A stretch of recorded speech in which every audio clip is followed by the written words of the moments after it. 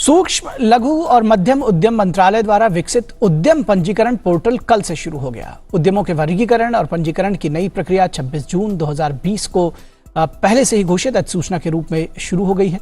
Champions control room और DIC में single window system के जरिए सरकारी सिस्टम इस प्रक्रिया में लोगों की मदद करेगा।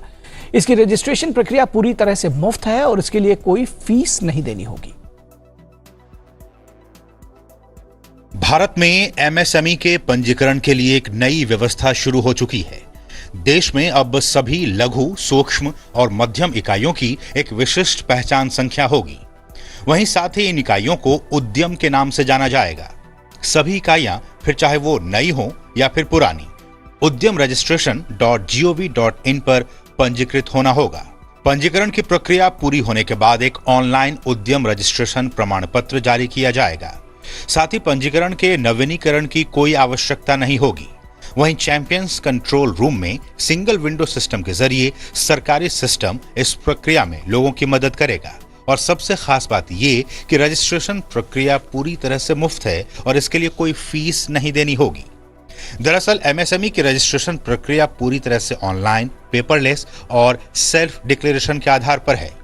एमएसएमई को पंजीकृत करने के लिए कोई दस्तावेज और प्रमाण पत्र अपलोड नहीं करने होंगे। पंजीकरण के लिए केवल आधार संख्या ही पर्याप्त होगी। उद्योगों के निवेश और टर्नओवर पर पैन और जीएसटी से जुड़ी जानकारी संबंधित सरकारी डेटाबेसों से अपने आप ले ली जाएगी।